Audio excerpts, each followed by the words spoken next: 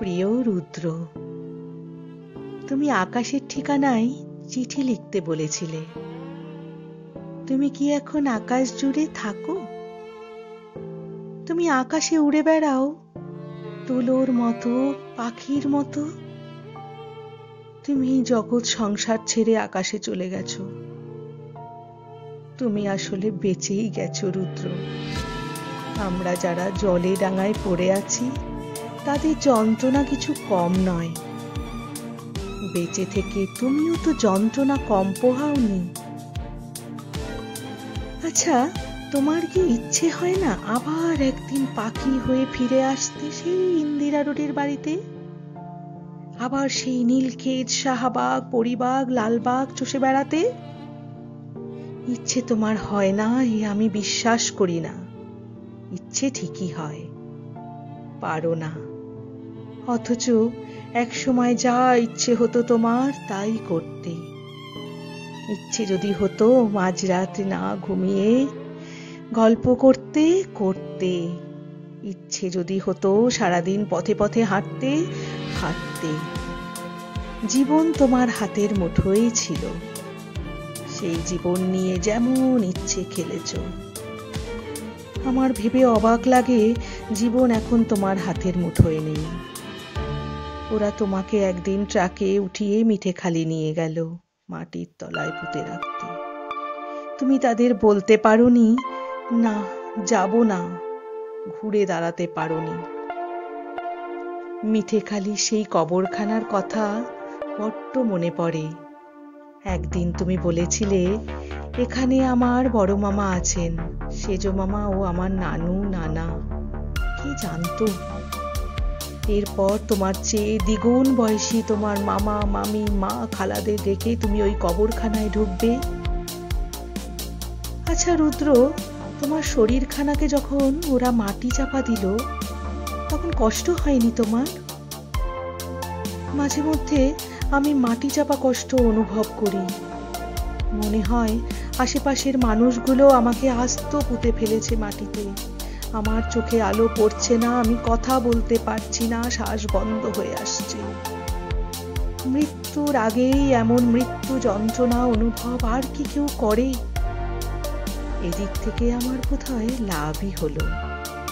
আমি যখন মরবো আমার কষ্ট অনেকটা কমে আসবে। বলতে পারো আমি কিভাবে মরবো? আমি ঠিক জানি ওরা আমাকে একদিন মেরে ফেলবে। যে কোনো দিন দেখবো মরে পড়ে আছি, হাত পায়ের রক কাটা। আমাকে তুমি বলেছিলে আমার মরতে ইচ্ছে করে মিছিলে গুলি খেয়ে। মৃত্যুর কথা শুনে আমার গা কাঁপত। জগতে মৃত্যুর মতো ভয়ঙ্কর আর কিছু নেই।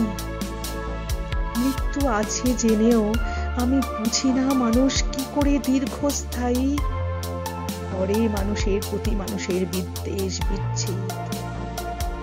ভাবলে আমার অবাক লাগে এই পৃথিবীতে আমি আর থাকবো না। আমিও তোমার মতো হুট করে একদিন মরে যাব। তোমার মতো দাঁত মাজতে মাজতে চমৎকার একটি দিন শুরু করব যখন দেখবো মুখ থুবড়ে পড়ে আছি বেসিনে। আচ্ছা, এরকম হতে পারে না প্রতি 100 বছর পর পর জন্ম নেব? তাতে একটা লাভ হবে, মানুষ কত সভ্য হলো তা চোখে দেখতে পাবো। এখন তো আমার প্রায় মনে হয় এদেশের মানুষ দিন দিন এত অধঃপথে যাচ্ছে, তাদের আর সভ্য হওয়ার সম্ভাবনাই নেই। আবার এও মনে হয় দেশ থেকে মৌলবাদ একদিন দূর হবে, মানুষ সুন্দর সুস্থ জীবনযাপন করবে। এই রকম দিন নিশ্চয়ই একদিন আসবে। একবার দু চোখ মেলে সেই দিনটি আমার দেখতে ইচ্ছে করে। তুমি ধর্ম মানতে না, অথচ দেখো তোমার মৃত্যু উপলক্ষে কোরআনখানি, মিরাত, মেহফিল কি না হলো। মনে আছে তুমি আমি দুজনে মিলে সন্ধানীতে চোখ দিয়েছিলাম, শরীর দিয়েছিলাম, যেন মৃত্যুর পর চোখ কোনো অন্ধকে আলো দেয়, যেন মেডিকেল কলেজে সব ব্যবচ্ছেদ কক্ষে শরীর কেটে ছিঁড়ে ছেলেমেয়েরা লেখাপড়া করে। অথচ তোমার চোখও মিলল না কেউ, শরীরও নিল না। তুমি মুসলমানের মতো লোবানের ধোঁয়ায় ভেসে চুপচাপ কবরে গেলে। আমার বড় মায়া হচ্ছিল দেখে। আমি যে কাউকে ডেকে বলবো, ওকে নেবেন না, ও ওর শরীর দিতে চেয়েছে মেডিকেল কলেজে। কিন্তু আমার কথা কে শুনবে ওখানে? আমি যখন দরজার বাইরে নিস্পন্দ দাঁড়িয়েছিলাম, মোহন নামের এক ছেলে, যে তোমাকে আর্ট কলেজে পেটাতে চেয়েছিল একদিন, হুমকি দিয়েছিল তোমাকে যেন ইউনিভার্সিটির এরিয়ায় আর না দেখে, সেই ছেলেকেই দেখলাম।